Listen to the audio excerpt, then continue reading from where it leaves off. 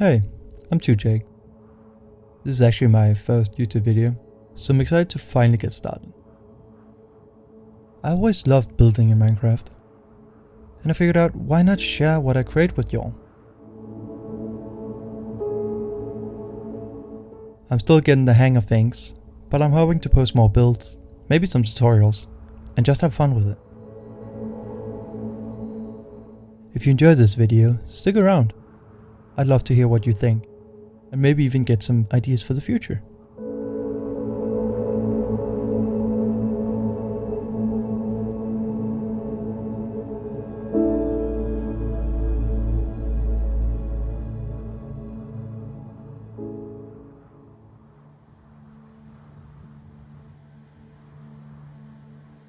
When I first started, I wasn't exactly sure what I wanted to create. I knew I wanted to do something in a desert setting, and one thing I was certain about was including a small oasis.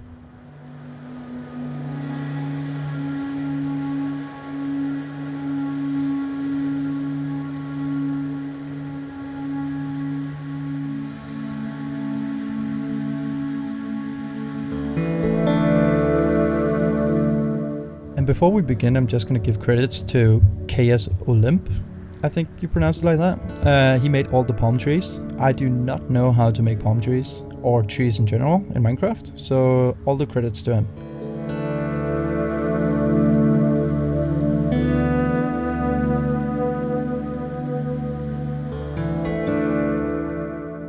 So I built this small oasis, and when I was done, I went to build this sandstone bridge over this little ditch here. Oh yeah, and also sorry about the unexpected weather change. I forgot to turn off weather cycling. After a little while, I decided to build a small desert village, so I started laying down some paths with different types of dirt. As you can see, these pathways will be 3 main roads in the village. I started by placing some orange wool in different shapes to outline the main structure of the buildings and figure out their placement.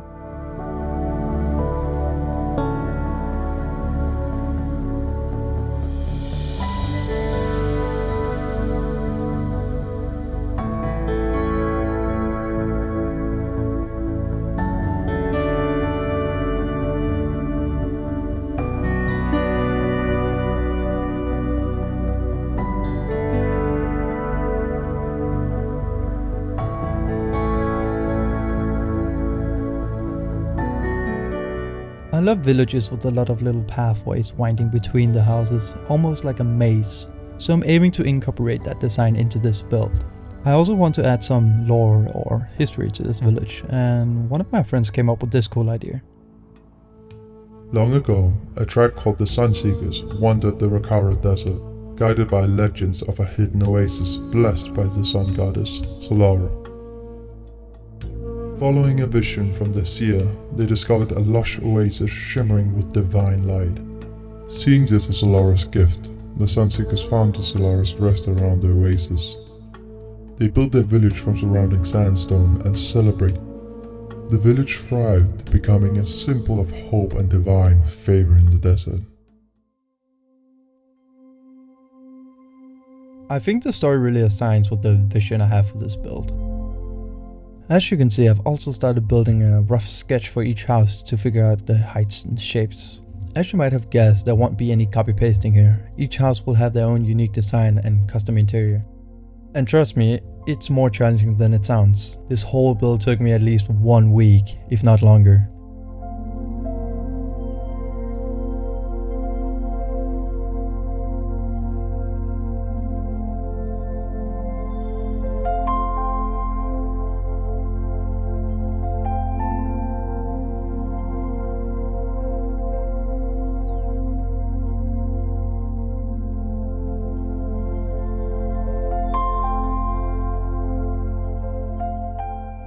Here I'm trying to nail down the style I want to use. I would like every house to share the same sandstone pattern, like using cut sandstone for the first row of blocks.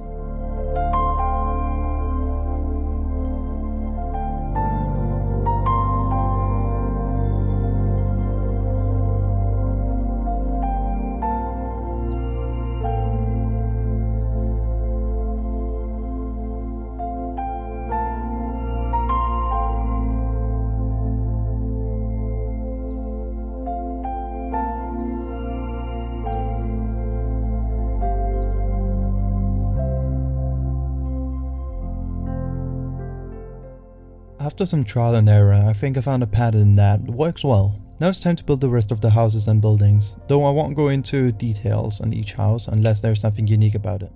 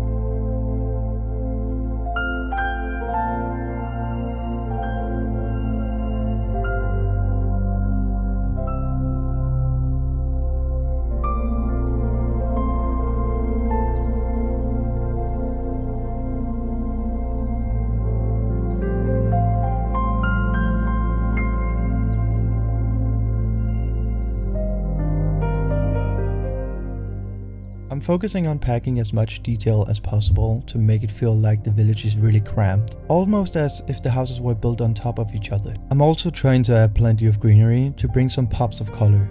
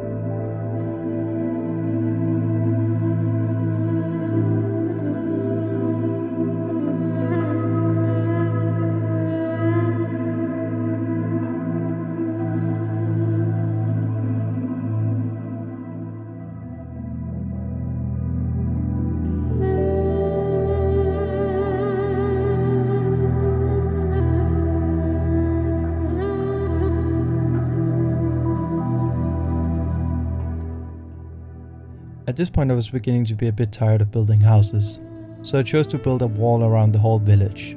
It won't be anything fancy or massive, just something to protect the villagers from sandstorms, bad weather and other everyday issues. I'm outlining the walls with red concrete.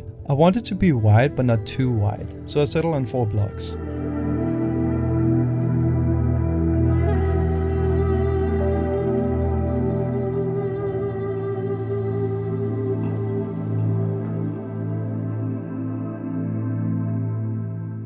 After that I built it up to about 20 blocks high. I'll texture the wall to get this rough look and add some slabs on top with the one gap between to create that old empire wall vibe.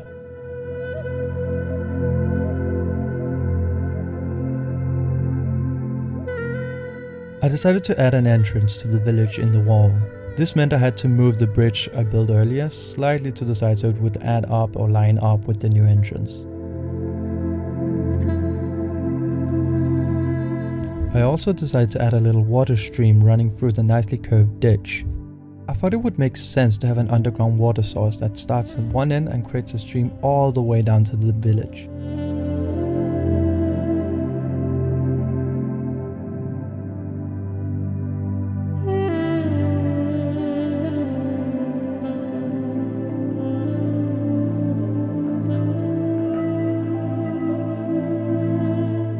And after that, I got right back into the grind and built more houses.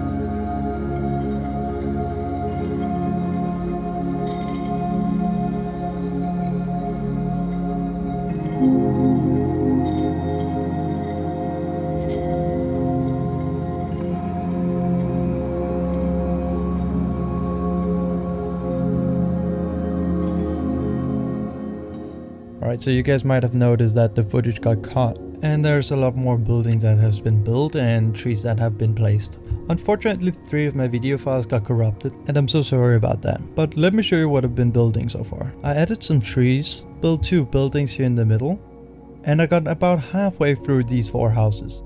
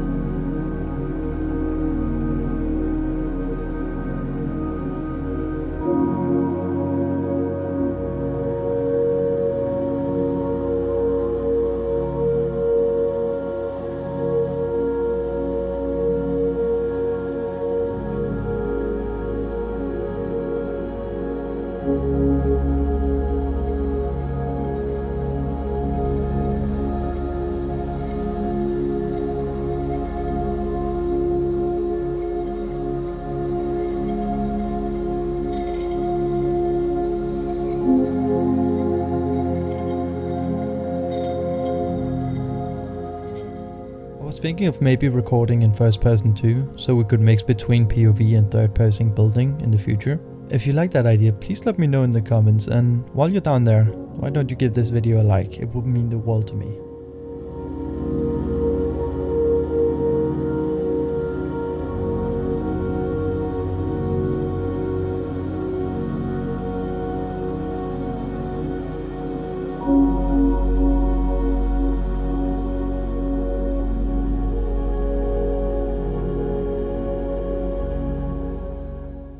Another key element of this build was to design most of the roofs with wheat farms on top, ensuring everyone has food. I also like to imagine wheat is their most valuable source of income when trading with other villages and nations.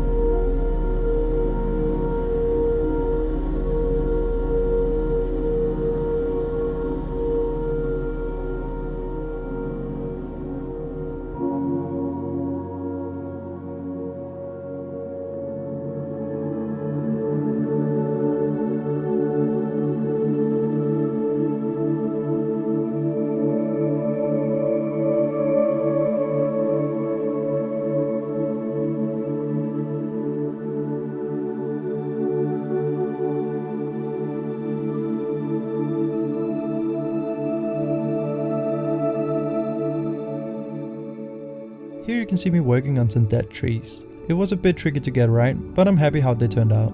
I scattered them around the area along with some palm trees.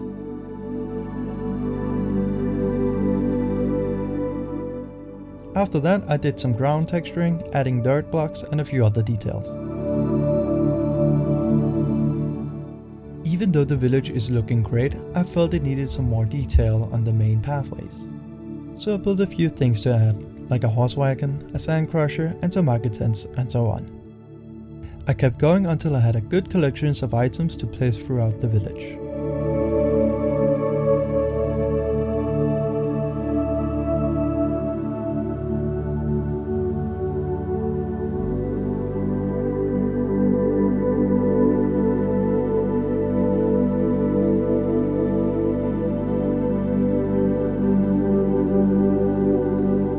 I added everything in and also put some rope lines using spruce fences, hanging signs and fence doors.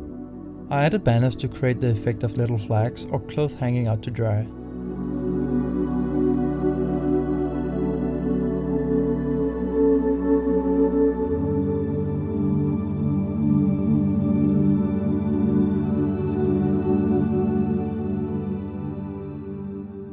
Alright, that's pretty much it for this build. I hope you guys enjoyed it, and if you'd like to see more videos like this, please let me know in the comments.